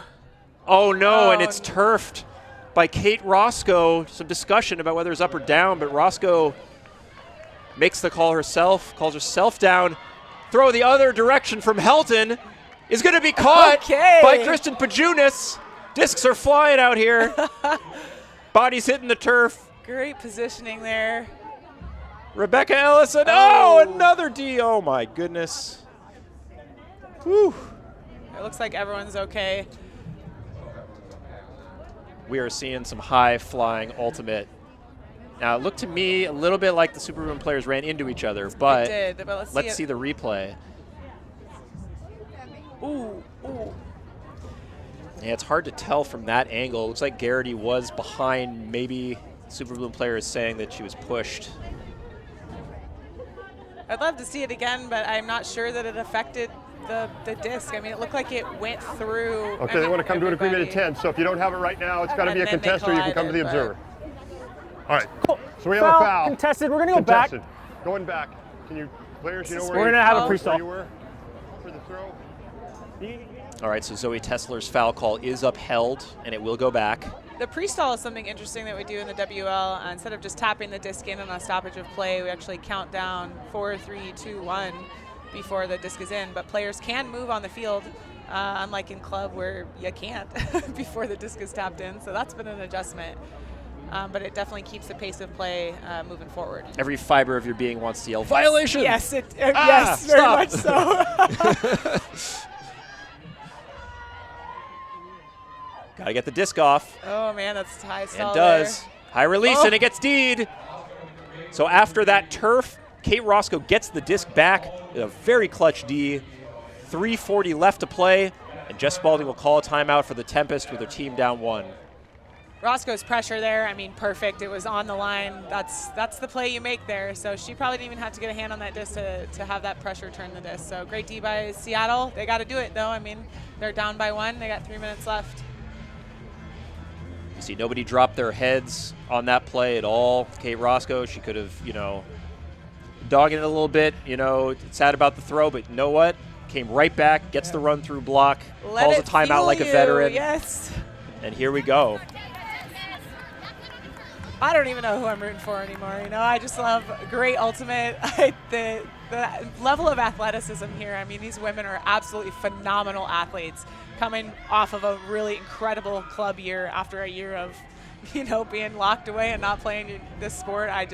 The level of athleticism is amazing. It's a testament to how much they've been working in the extended off season, as we shall call it. Absolutely. Tempest now out in a split stack. Upline handler cut, power position, back to Titcomb. Kat Songer now, back to Titcomb. To Songer. Songer winds up the backhand, back to Titcomb. Titcomb and Songer back and forth, playing the two-woman game. Gets a disc to Ari Lozano. Nice pressure from the Super Bloom. Can't find anything downfield. Doing a great job keeping it back there. And they finally get the break they need. Now on the near sideline, wide open player, and that's going to be a goal. Number 10, Lexi Garrity from Shira Stern. Good pressure by Super Bloom, keeping them in, that back half for a while, but Seattle had the opportunity, broke through, and made the most of it. Tie game. I feel like I said that so many times. Up by 1, tie game.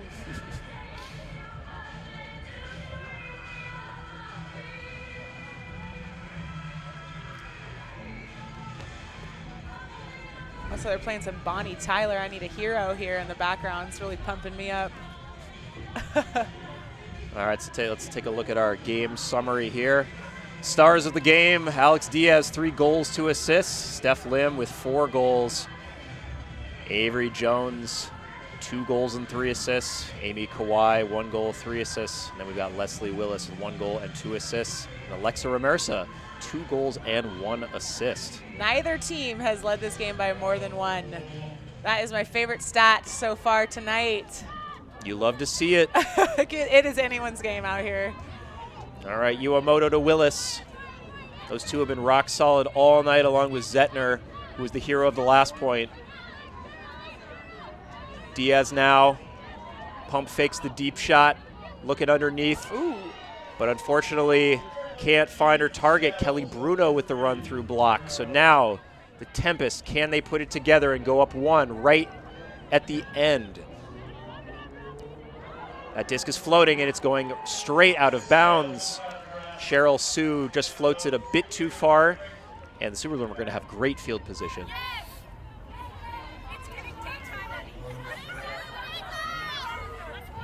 Kelly Iwamoto has just been killing it in the handler spot for Super Bloom here. Oh, and a drop by Diaz. Came in hot from Iwamoto. A little bit of blade on it. Tempest again with an opportunity. Can they cash it in? The break they so desperately need. No, Bruno. Good break. Tempest cutters finding themselves open by quite a few yards. Do they have the legs to keep it going? Over the shoulder, gets saved. Grab. And a stall is called by Diaz against Charlie Mercer. Cheryl Sue just snagging that right before it hit the turf. Great grab. Seemed like an awfully quick stall count, but we'll see. Was fast. Okay. So are they timing 120 left. Yeah, we are timing it, but I don't have a better perspective. So you guys. I'm contesting it. Okay. So we have a stall contested. That's going to come in at 5 then, okay, players? All right. We have a stall contested coming here. All right, contested stall. Disc will come back in on stall 5. 2 counts to get the disc away, or it is a turnover. And it's thrown right into the ground. Boy. Oh my goodness. And it's a roller. Oh my gosh, so many yards. Boy. 10, almost 20 yards gained there on that roller. Tried to get the disc off as quickly as possible and just threw it right into the turf. Lefty backhanded Diaz. Diaz on the doorstep. Back to Iwamoto, back to Diaz. Iwamoto goes up line. Mark blocks it off. Iwamoto with the one-handed grab. Oh, Diaz wide open. Push pass. Oh, no. Oh, push pass. That's all count. Hopefully that was high, and that's why that push pass went off. But oh, I love that throw, though. uncharacteristic for Super Bloom right on the end zone. They've been very chilly, so I'd expect that stall count was high there. Great grab, that layout there. It's Bruno and Kate Roscoe. Roscoe back to Bruno. 25 seconds here. Oh, layout attempt. Oh, no. The inside flick goes too far. What happens? Do we have overtime? How does this work? I don't even know. We certainly might. 13-13, 10 we certainly seconds left. might.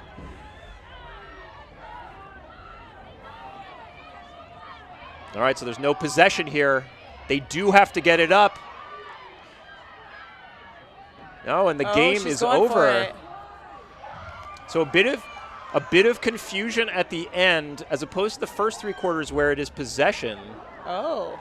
I believe the rule is that they have to get the disc off before it hits 0. Now, they're saying that a timeout was called.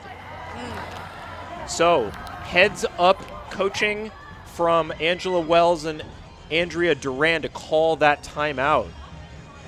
I did not know that for the 4th quarter. That is something else here.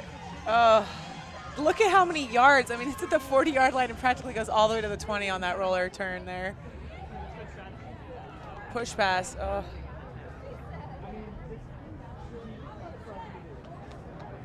Yeah, these turns are showing people excited, or, you know, not playing chilly, but it's such a tight game, universe game. I can't blame them. So if this game is tied, all right, so there was a timeout called. We've got 1 second left on the clock. If they can get the disc off and score, they will win the game. If not, we will be heading to overtime. Okay. That's, how do you even throw a disc that fast? All right, Super Bloom, let's see what you got. Okay, here we go. And the disc goes up, and no, it looks like possession rules are in effect here. And it's caught for the score, and the Super Bloom win the game, 14-13. What a grab. Kristen Pajunas with the layout grab in the end zone. And the Super Bloom take it down. No team leading by more than 1 the entire game. Oh, I see some tears coming out now. I would be doing the same thing. What a phenomenal possession here. So possession rules in effect, and Pajunas goes through 2 defenders with the layout grab. Avery Jones just making it happen here. What a score. Congratulations to the Super Bloom. You could just, the excitement, you can feel it.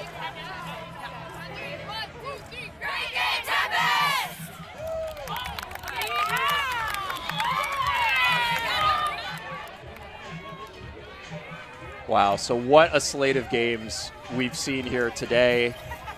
Incredible layout bids, skying grabs, a last-second game winner to end in front of the hometown fans, no less.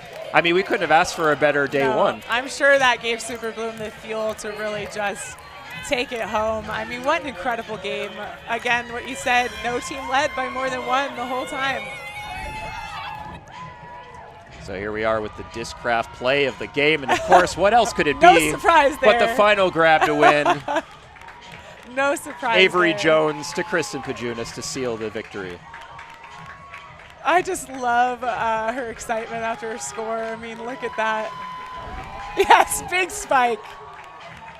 Thanking the fans now, sticking it through. I mean, it's been a cold game, but maybe that's because I'm from Arizona. So we're gonna head home and tally up the stats for you all this evening so that we know who actually is on top after day 1, because of course wins are great, but points are even better. So hopefully you've already gone to our Instagram and liked and followed all of your favorite teams. Hopefully you've ordered a jersey or 3. Or 3, 1 of each. And we know these players are hyped. So we're going to be seeing you tomorrow for 3 games.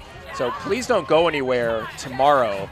Game 1, we're going to have the Seattle Tempest coming back against the Utah Wild. Game 2, we're going to have the San Francisco Falcons versus the Arizona Sidewinders. And Game 3, the big one, the 405 El Trafico showdown, San Diego Superbloom versus the LA Astra to finish it off. What a great first day of the first ever Winter Cup for the Western Ultimate League. I cannot wait to see what the teams do tomorrow.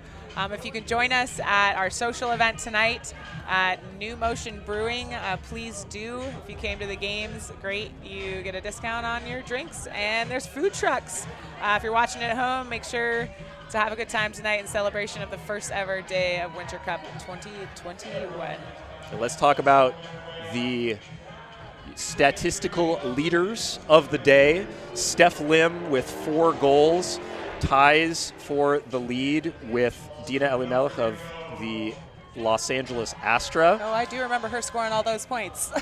Pretty incredible stuff. Rebecca McKeston with 4 assists to lead the assists. And the D totals, we are going to have to follow up with you on that front. But lots of great fantasy performances. We hope you're checking your scores. Hope you're following everyone on social media. Everyone's hyped out here. It's a celebration. And let's take a look. Let's take a look at the standings. Astra, Wild, and Superbloom securing the 15 points with their victories today. Tempest, Falcons, and Sidewinders falling to 0-1. Why are they going to put the Sidewinders at the bottom there?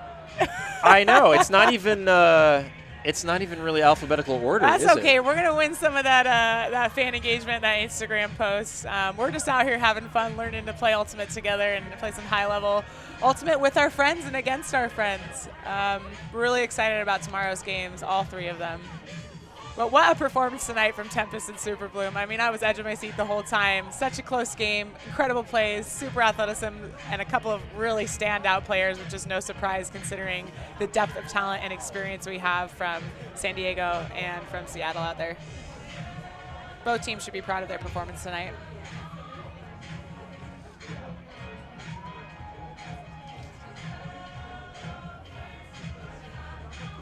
All right, so fans, we are going to check out a highlight reel of today's top performances.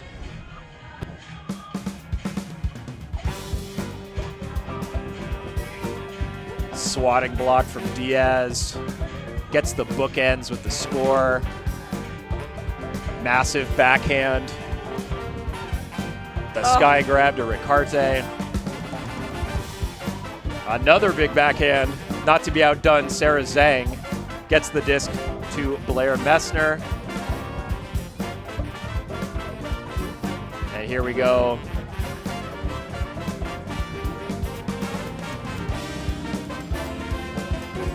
All right, so we're going to head to do some post-game interviews right after a few words from our sponsors. We'll see you then. Altiphotos is the official photographer of Winter Cup. Visit them at altiphotos.com. The Western Ultimate League is sponsored by Breakmark Apparel. They make our players and our fans look great on or off the ultimate field. Shop the full line of Western Ultimate League team gear at breakmark.com. Suja Juice is an organic, non-GMO cold-pressed juice company based in San Diego, California, and they're sponsoring the Western Ultimate League. Shout out to Suja Juice, and you can learn more about them at sujajuice.com. The Western Ultimate League and all of our member teams are stepping forward to help women and non-binary players claim their space in pro sports. Every purchase of Claim Your Space gear helps spread the word and helps us achieve that mission. Shop the limited edition collection at westernultimateleague.com/shop. Thanks to Winter Cup sponsors and the hosts of our Winter Cup Saturday Night Social, New Motion Beverages and Embolden Beer Co. Learn about their craft artisan beverages at drinknewmotion.com.